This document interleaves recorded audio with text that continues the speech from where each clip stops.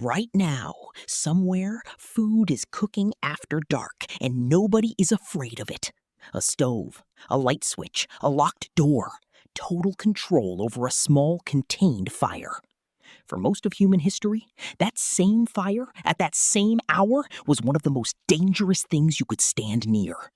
By day, cooking was almost boring. You could see the flame, see the food, see anything approaching from any direction. Fire was a tool, and nothing more. At night, it stopped being a tool. It became bait. Here's the part that should genuinely unsettle you. A cooking fire at night doesn't just fail to protect you the way daylight does, it actively works against you. The light blinds your own night vision the moment you look at it, while anything watching from the dark keeps its vision completely intact. You become the only thing in the entire landscape that can't see what's coming. And the smell doesn't stay near the fire. Roasting meat drifts for miles on open air at exactly the hours predators are most active. Researchers studying nocturnal carnivore behavior have long noted that many large predators, big cats especially, shift into their most active hunting window right around dusk.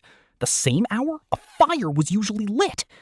You weren't just cooking dinner, you were ringing a dinner bell and hoping you weren't the one on the menu.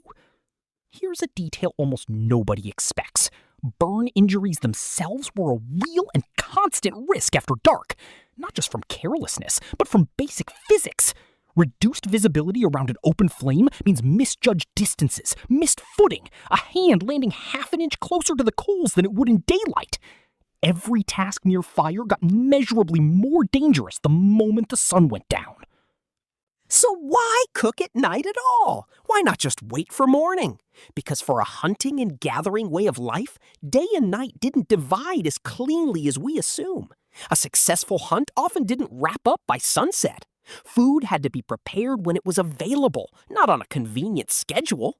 That single unavoidable fact, hungry people in the dark near an open flame, is why so many early human groups developed such rigid, careful routines around fire at night. Not superstition, procedure. Archaeological evidence from sites showing repeated, controlled hearth use over vast stretches of time suggests these weren't random fires.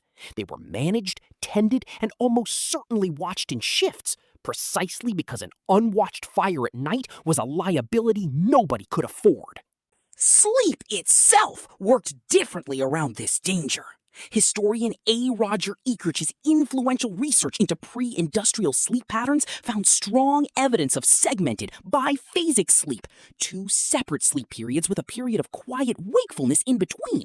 Some researchers connect this pattern directly to the practical need to periodically check a fire and the surrounding dark through the night, not just to a natural biological rhythm.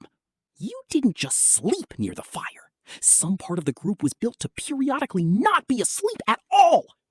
And that fire didn't just cook food after dark. It became the center of something else entirely. Researcher Polly Wiesner's field studies found that conversation held around a nighttime fire shifted dramatically compared to daytime talk, moving away from logistics and complaints toward storytelling, myth, and shared meaning. The same fire that put you at risk was also, somehow, the only reason human culture had a stage to be born on at all. Here's the uncomfortable part.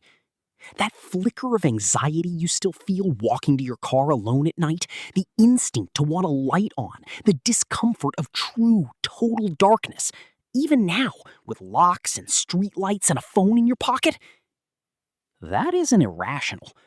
It's leftover wiring from a few 100,000 years where the exact same fire that cooked your food could just as easily call something out of the dark toward you. We didn't invent fear of the dark. We inherited it from a very, very long line of people who had an extremely good reason to feel it every single night.